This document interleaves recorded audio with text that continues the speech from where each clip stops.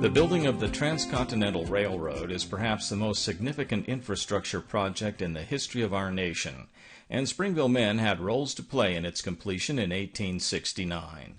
While this short film cannot name them all or recount their many contributions, the broader version of the tale deserves telling, and perhaps in the future a more complete documentary will be made. We begin with the tale of how the dedicated builders from Springville did their part in building the greatest engineering project ever undertaken in the history of the United States of America. By the spring of 1868, several Springville men had already contracted with Leland Stanford, who was head of the Central Pacific Railroad Company, to work on sections of the eastbound rail line from eastern Nevada to the area of Promontory, Utah, where it was determined the tracks from the west would meet the tracks from the east, being constructed by the Union Pacific Railroad. Hugh M. Dougal, a Springville freighter who owned many fine mules and wagons, was one of the principal contractors with Stanford. Richard Mendenhall, John, Dan, and Ben Alleman, and Walter and some of the Wheeler boys also joined in the effort with Dougal. It was at this time that Brigham Young recognized an economic opportunity that would bring some much-needed employment and income to the men of the territory. He also thought it could make a favorable impression in the halls of Congress when it might be announced that no part of the National Railway was completed more satisfactorily. As it turned out, that statement was prophetic indeed. On May 6, 1868, Brigham Young received a telegram from Thomas C. Durant, Vice President of the Union Pacific Railroad, seeking to know about the possibilities of contracting with President Young for grading work from the head of Echo Canyon to the terminus line, which had yet to be determined. It would involve an estimated 54 miles of work, with 30 cents a cubic yard being paid for excavations when the earth was to be hauled less than 200 feet, and 50 cents for longer hauls. Cuts made through hard materials were scaled at higher prices. Tunneling was $15 a yard. Brother Brigham replied in the positive to the offer if Union Pacific would increase the proposed prices by 10% and include in the agreement future contracts for extending the rail line of prominent Mormon settlements. Brigham promised that if the contract was agreed upon, he would provide up to 5,000 men to do the work. In short order, the contract was signed and a notice in the Deseret News was printed seeking men to sign on to the project. The workers would receive $2 per day, with 80% of the earned pay going to the men at the end of each month, and the balance to be paid on the completion of the job. It was obvious to Brigham that with the railroad coming soon, there would be tremendous opportunities to quickly ship the machinery, goods, and people from the east, including saints who had previously had to spend months traveling by wagon train and handcart. This new form of transportation would allow Utah to rapidly grow and prosper. In a matter of a few days, 4,000 men had answered Brigham Young's call to work on the railroad. George Mason, Mark Cook, and a Mr. S. Grange organized the company called Cook & Company to do part of the grading work. They were one of the first companies to subcontract for work on the Union Pacific line. Mason and Cook were from Springville, and they in turn hired several more Springville men. Cook & Company had the subcontract to work on the Union Pacific line that came into Ogden. George Mason wrote, "We worked on a point near Morristown after the track was laid, to take off a point to make a littler curve on the track. We were the last company to finish President Young's job, which was on the 3rd of April, 1869, and go home on the 10th of the same month." Thomas Lovell Mendenhall had contracts with both the Central Pacific and Union Pacific Railroads to build sections of the Transcontinental Line. He was instrumental in completing one of the large rock cuts at Promontory Summit that enabled the two competing companies to connect the last section of the line. Moroni and Don Carlos Minor were also employed at the site of the joining of the rails. Moroni recorded in his diary, "My brother Carlos and I built the grade where the east and west workings joined, and at which point the golden spike was driven." Oliver Boardman Huntington also noted in his diary that he had worked on the last phase of the Transcontinental Railroad.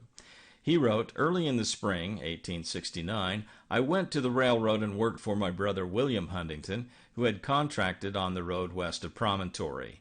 I returned home in May or June much improved in health and having made about $50. While Mr. Huntington may have earned $50, it was not certain that he had yet been paid. The Union Pacific Railroad was somewhat notorious for not paying for the services of its subcontractors. The company was on the verge of bankruptcy by the time it had reached the Utah Territory.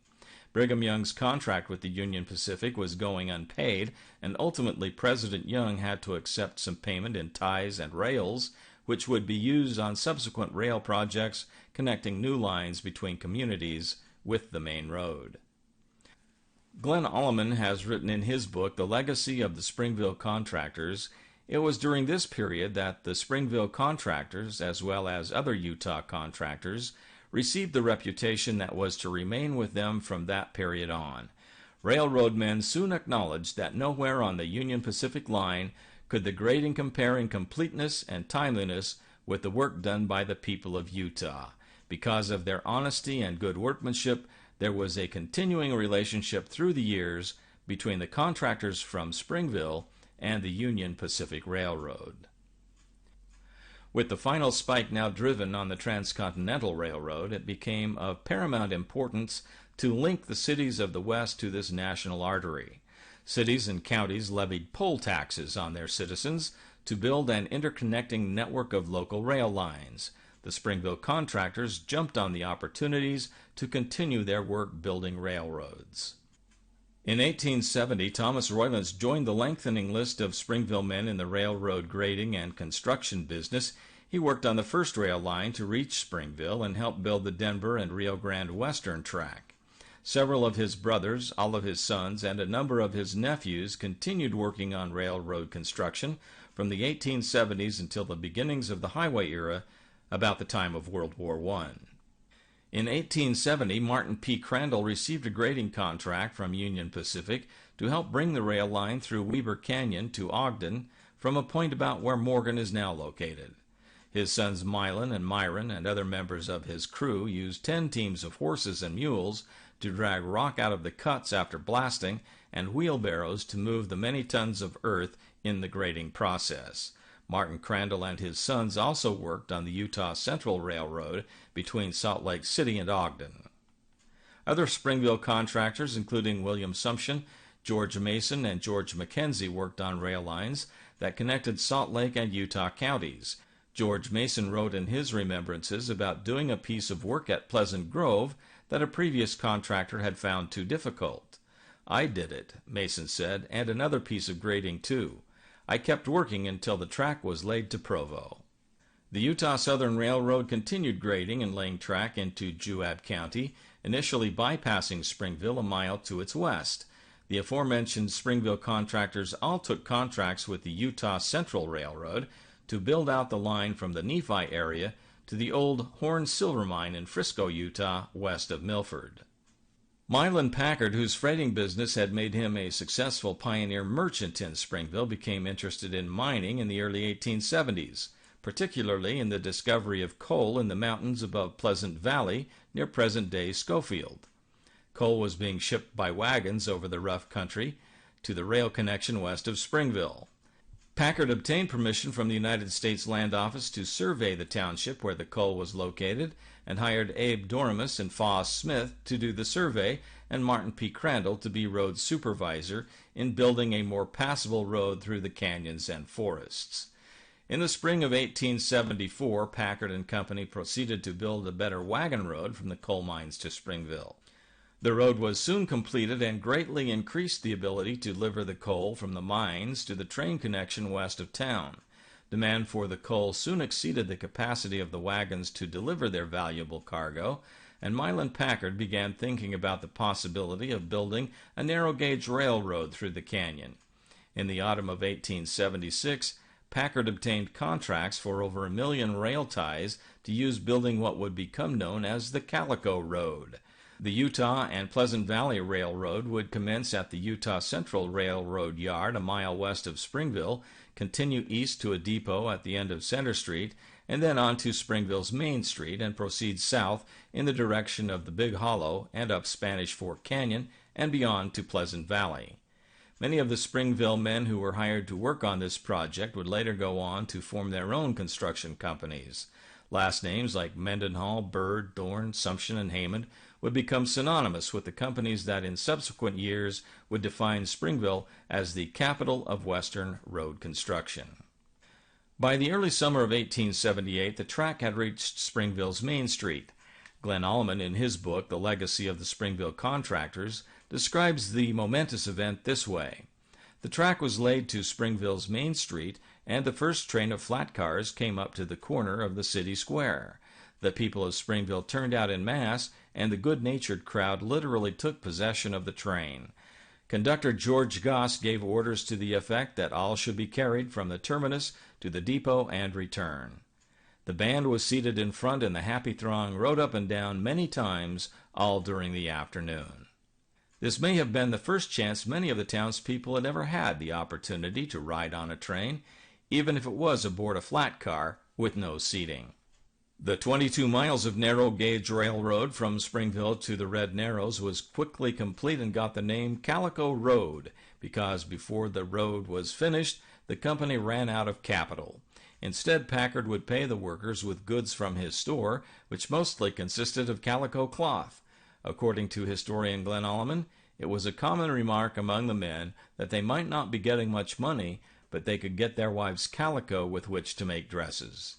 And so the Calico Road became the nickname for the railroad. Working in the mountains, whether it was the Rockies or the Sierras, required blasting large cuts through rocky terrain. Initially, the use of common black powder, which was the same type of explosive used in manufacturing firearm ammunition, was standard. However, many times even large charges of black powder couldn't satisfactorily blast away the rock that needed removal. Nobel's patent blasting oil, a nitroglycerin, had come into use by the Central Pacific and Union Pacific Railroads during their earlier rock cuts while building the transcontinental line. The dangers of nitroglycerin had been clearly documented by past misadventures, like this one described by historian David Bain in his book Empire Express. Paraphrasing Bain's account, a large crate left on a San Francisco wharf was leaking a rancid-smelling oil. The crate had been destined for Los Angeles, but was refused delivery because of apparent shipping damage and was sent to the Wells Fargo office in downtown San Francisco to be inspected. Since it was lunchtime, the Wells Fargo clerks and some representatives from the steamship company left the crate in a courtyard and proceeded to have lunch upstairs in the Union Club. Following their lunch, they engaged two porters with a hammer and chisel to open the crate for inspection. The location was still busy with diners at the Union Club, a large number of waiters and cooks, other workers having returned from their lunches at a neighboring assay office, waterworks, and numerous pedestrians on the street. The owner of the assay office, Mr. G.W. Bell, was just getting ready to mount his horse to leave on a business call when one of the freight agents, knowing Bell was a chemist, called him over to see if he could identify the mysterious oil. At that moment, as historian Bain wrote, they were all blown to atoms. The blast had killed up to 15 victims outright, seriously injured that many more, and sent scores of others to the hospitals. The dangers of blasting with high-powered explosives was not unknown to the local railroad workers. Historian and writer D. Robert Carter gave this account of an incident involving Peter McGovern, Arthur Bird, and other members of the Deal Brothers and Mendenhall Company from Springville who were working on a section of the Provo Canyon grade. This story appeared in an article written for the Daily Herald newspaper. I'll quote, "Above, the three workers and some distance away Sidney Belmont, a stone contractor from Provo, and a gang of men set a heavy charge of powder in an outcropping of rock. While Gillen prepared the shot, Belmont sent Bert Stubbs over the hill to tell the grading men in the cut that the blasters would soon fire a charge. McGovern and the others wanted to know if the shot would use black powder or an improved, more powerful formula. He also wanted to know where it was being placed so he'd know whether to take cover. While Stubbs informed workmen in the cut, Belmont walked around a ridge to where some company carpenters were working. As the carpenters left the area, they moved through the cut where the graders worked. They also informed the laborers for Deal Brothers and Mendenhall that the blasters were about to set off a shot. Just before the fuse was lit, Belmont yelled down the mountainside to the graders below that the men above were about to shoot. The graders apparently felt they were safe in the cut, for they did not move. They probably would have been unharmed if they had remained close to the vertical wall on the side of the explosion, but Govern and the others remained in the open. When McGovern heard the blast, he looked up into the sky. A falling 2 or 3 pound rock struck him directly in the forehead, fracturing his skull, lacerating his scalp and face, mashing his nose, and cutting his upper lip in two. A smaller rock hit the horse that was hitched to the wagon in which the 2 Springville boys sat. The animals plunged forward, throwing the bird boy out of the wagon. He received cuts and bruises on the head and limbs. Young Deal escaped injury. Dr. Allen hurried to Provo Canyon to treat the injured workman. He judged McGovern's skull fracture to be the worst he had ever seen. The sheriff, George Storrs, transported the wounded man back to the valley. McGovern's condition improved for a short time, but in the next several months it became clear that McGovern's mind was not at all clear. McGovern had come to Springville from Kentucky, and it is speculated he returned to his eastern home sometime after his near-death encounter. These dangers to these early railroad workers were not solely in the form of explosions and falling rocks. There were other ways a person could be harmed. In 1887, William Sumption went into partnership with Abner Thorne and contracted to build a railroad between Montrose and Ouray, Colorado. They hired a large number of laborers, including at least 150 Mexican workers. They formed 2 separate camps, and William Sumption ran one camp with the aid of his twin daughters, Emma and Emily, who served as camp cooks. Abner Thorne ran the other camp, and Mary Loretta Clyde and her sister Charlotte were the cooks for that group. Cooking for these laborers was a challenging but financially rewarding job for many young women, and romances occasionally flourished, but everything was not always sunshine and roses. Sarah Ann Clements Dalton and her sister Charlotte also became cooks for the Sumption and Thorne camps. While in Montrose, Colorado, Charlotte became seriously ill, and she and Sarah Ann returned home to Springville. A Dr. Pike from Provo came to treat Charlotte and diagnosed her with typhoid fever. Everything possible was done to help her, but her condition worsened, and she passed away in September 1887 at the tender age of 21. The wives of these early contractors should also be recognized for their sacrifices they made and the difficult work of either carrying on the farm work many of the men left behind while working in distant places, or for some wives the cooking and maintenance of the camps where the construction work was being done. Cooking for a lot of hungry men and housekeeping in a tent in the middle of a harsh mountain winter was as challenging as any labor on the rail line, and Elizabeth Bird Sumption usually accompanied her husband George on his railroad construction jobs and was said to be a marvelous cook. She went with George to a job near Panaca, Nevada, and reported that she saw only one other woman in the entire 6 months she was there. One of the major Springville construction empire builders was Romanzo Manny Deal. Manny was born in Springville in 1852, just 2 years after the first settlers camped on the banks of Hobble Creek. He was educated in the city schools along with some other special courses he took over the years, and became a successful businessman, merchant, banker, and railway contractor. He was also recognized for his public spirit and was elected to 3 terms as Springville's mayor. He also served as a county commissioner.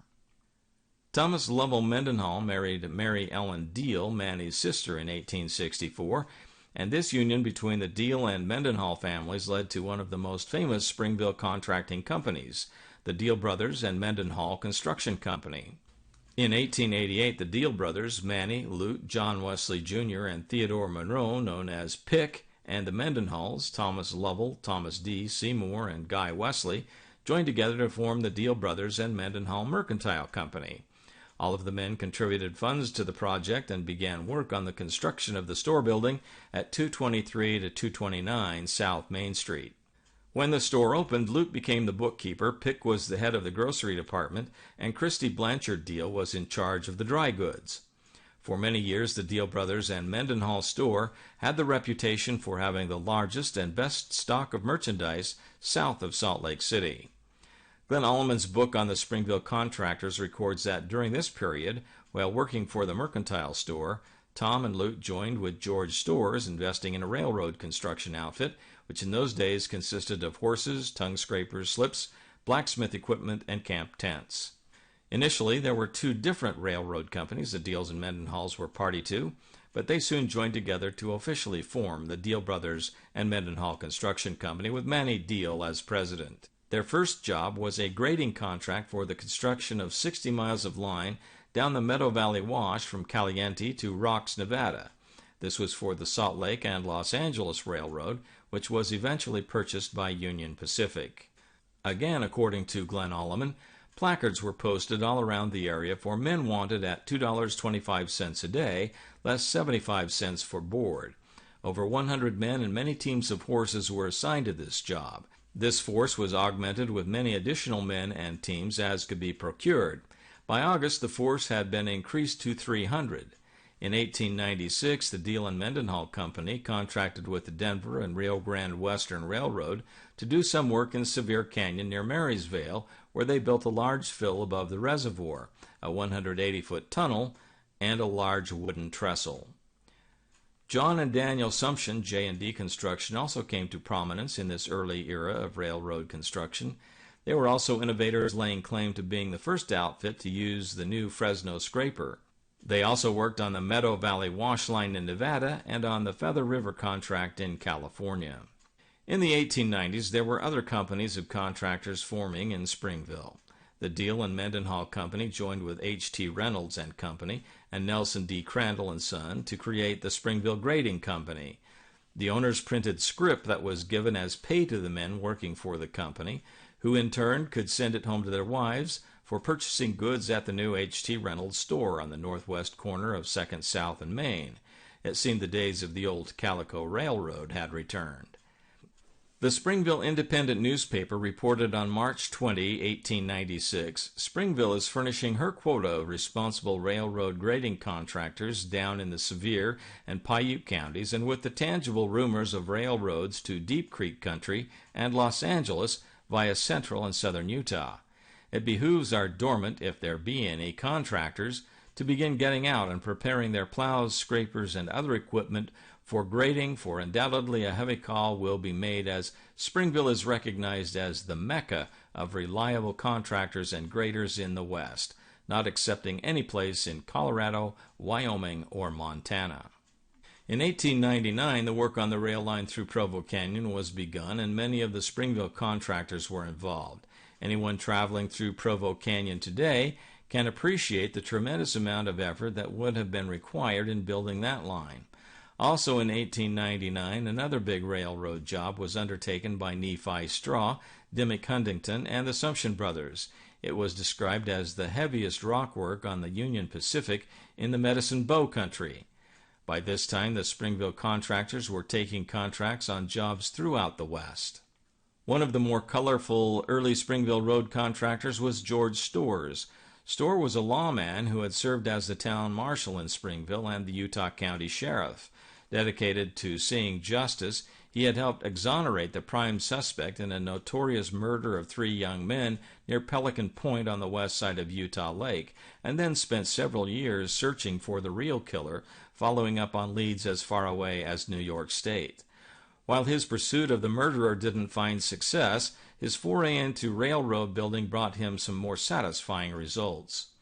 Storrs joined up with Nephi Straw in 1902 and began work on projects in Salina Canyon and in Spanish Fork Canyon and Soldier Summit.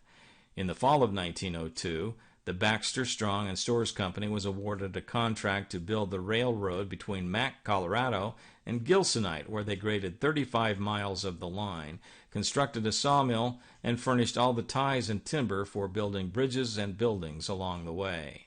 Later, Storrs gave this account of an incident that happened on this job. Our camp was at 8,500 feet above sea level. One day an Austrian was chopping timber and had hung his axe in a tree for a time, and the axe in some manner fell and struck him above the knee, cutting a gash the full width of the broad axe and to the bone. There was no doctor nearer than 50 miles, and I took horsehairs out of the horses' tails and used a darning needle and sewed up the wound, and in 12 days it was entirely healed. It doesn't need to be said that these men were tough and resourceful. It was during the early 1900s that John Sumption joined with his brother Dan in forming the J&D Sumption Construction Company. Having learned the trade from their father, William, the Sumptions took on contracts to build railroad lines through the Feather River Canyon in California for the Western Pacific Railroad from 1906 until 1910. The work involved very hard physical labor with teams and Fresno scrapers and carts. Picks and shovels and dynamite were also extensively employed. John Sumption's reward for his hard work paid off, and he was able to save $10,000, which he used on a trip to San Francisco, the purchase of some Springville land, and a new overland automobile that he proudly displayed in all the parades in Springville, and even had the opportunity to give a ride to U.S. President Taft. The automobile would gain such popularity that these railroad builders will soon turn to the building of roads and highways to accommodate this growing segment of the transportation industry. By the second decade of the 20th century, the focus on railroad building had largely shifted to highway construction, and the Sumption, Strong, Mendenhall, Bird, Thorne, Whiting, and Heyman families, among many others, had turned to these new opportunities for employing their craft. One such family was that of W. Clyde. The W. Clyde Construction Company was formed in 1928, when W.'s brother Edward was the catalyst for starting the company. According to his wife Hannah Clyde Mendenhall, during the winter of 1927, Edward sat down and figured it would take us 140 years to pay for the farm at the rate we had been able to pay at that time. We didn't want to be in debt that long, even if we were around, so we decided to go further in debt and go into the construction business. Guy Mendenhall was an original partner with the two Clyde brothers, but W. made the decision to buy out his interest, and the company officially became W. Clyde Construction Company. W. already owned some of the new powered machinery, but Edward was the better mechanic, so he assumed the role of overseeing the machinery and established the idea that good machinery would be the success of the road construction business. His foresight has proven to be a key to the future success of the current-day Clyde companies, which now represent a billion-dollar Utah enterprise, and is a shining reminder of the contributions made by all the Springville contractors, their workmen and women, and all the families who made Springville the capital of road contractors in the West.